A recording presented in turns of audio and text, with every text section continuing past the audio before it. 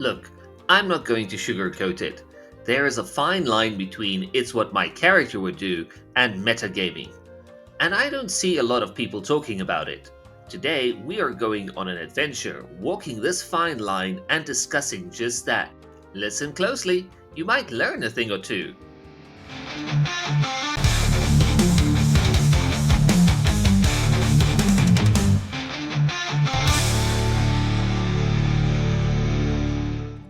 So the players find themselves with the party divided. In the one room stands the rogue with a lever. The player knows that by pulling the lever, the rest of the party will perish, but the character does not. So, what do you do? Do you metagame and think of an excuse why your character wouldn't pull that lever? Or do you say, it's what my character would do, and pull that sucker? Consequences be damned. Unfortunately, consequences not be damned, and we're going to talk about that now. First, let's talk about it's what my character would do. Okay, from here on out, I'm just going to refer to it's what my character would do as character logic. It saves time on editing too. Character logic is not inherently a problem. In fact, players are encouraged to think and react like their characters would. The problem comes in when players justify their bad behaviors as character logic. The cowardly rogue running away from a scary spider? Perfectly fine. The rogue stealing from the party members? Not fine. Of course, if it is something that your character would do, it doesn't mean that it is something they should do. Remember that players still control the characters and should be considerate towards the other members of the group. If you roll the character that does not seem to work with the rest of the party, because of this, consider switching to a different character, or maybe a different table. But when does not doing what your character would do become metagaming? Metagaming is when a character uses information that the player knows, but not the character themselves.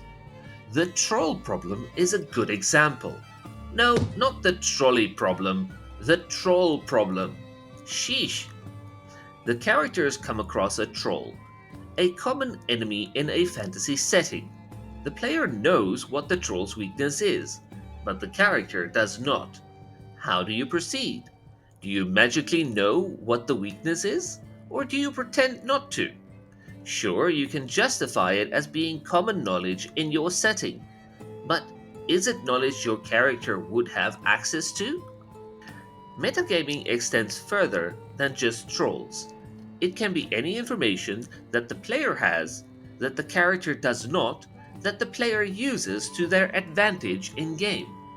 This can extend to plot information that the player might have heard outside of the game. There are various ways on how a DM can deal with metagamers, which can fill a whole other video. Let's go back to the rogue pulling the lever. A while back in a home game, I had a similar scenario. The rogue player knew that their character loved pulling levers, but also that it could hurt the party. They opted for the reasoning. Usually, my character loves pulling random levers, but since they were alone and scared, they would wait until the rest of the party gets there. Was this the right choice? At my table, sure. But what do you think? Leave a comment and let's have a chat. There will be times when you as a player will have to metagame, and there will be times where you have to refer to character logic. Check with your DM if you are not sure, but overall, be considerate towards the other players at the table. Will your actions hurt their playing experience or enhance it? Tell me in the comments, what do you think? How do you deal with metagaming players at your table? How do you deal with it's what my character would do? I would love to hear from you, so let's have a chat. But until next time, happy adventuring.